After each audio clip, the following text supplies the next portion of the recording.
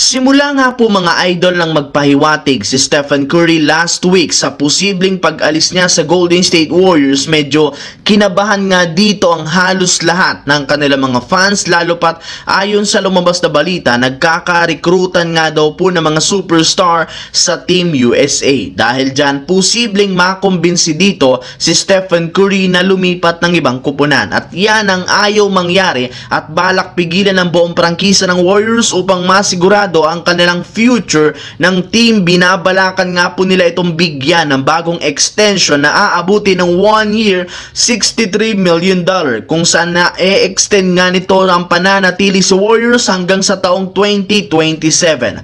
Sa ganyang paraan, magkakaroon sila ng ilang taon para makakuha ng kampyonato at makumbinsi si Curry na tapusin ang kanyang karir sa kanilang team. Bago yan, ang video ng ito ay hatid sa inyo ng 1xBet. Suportahan at manalo sa inyong paboritong kupunan sa NBA, PBA, MPBL at ngayong Paris Olympics at iba pang sporting events. Maaaring makakuha up to 12,000 cash bonus sa inyong first deposit gamit ang aking promo code. Pag tama prediction mo, panalo ka. Simple lang, pindutin lamang ang link sa comment section at mag-register gamit ang inyong GCash account para makapag-cash in at cash out. Isang paalala, tumaya ng responsable. Samantala, bago pa man magsimula ang inaabangang rematch ng South Sudan at USA sa group stage ng Olympics, marami nga pong mga fans at analyst ang naniniwala at umaasa na kakayanin nga daw ng South Sudan na talunin ng super team ng USA matapos nila itong masabayan sa exhibition game. Napakaganda rin naman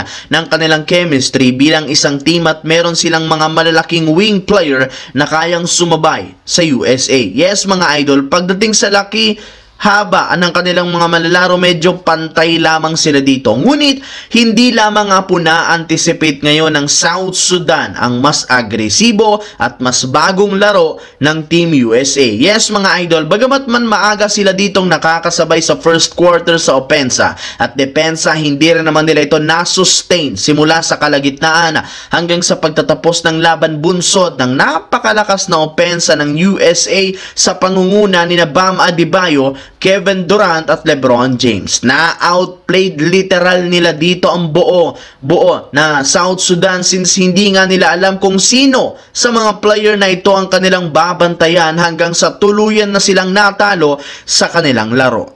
Samantala, isa nga po mga idol ang Canada sa mga unang kupunan na opisyal ng pasok sa knockout stage matapos nilang manalo ang kanilang unang dalawang laro. Kaya kailangan na lamang nga po nilang paghandaan ang kanilang susunod na makakalaban. Gayong simula ngayon, mas magiging seryoso na ang kanilang laro. Pero mga idol, hindi pa rin naman pinalampas ni Dillon Brooks ang pagkakataon na ito para magyabang at magingay sa media. Sa katunayan, matapos lamang nga pong sabihin ito na sila ang best team sa Olympics, ay matapang na rin naman nga nitong sinabi na panahon na rin naman ng Team Canada para sila naman ang makakuha ng gintong medalya. Yes mga idol, kung last year nakakuha lamang sila ng bronze medal sa nagdaang FIBA World Cup, sinisigurado nga nito na sila ang gold medal na makakakuha at papatunayan nga nila ito na pinakamalakas ang kupunan ngayon ng Team Canada. Pero syempre, marami para naman nga pong pagdaanan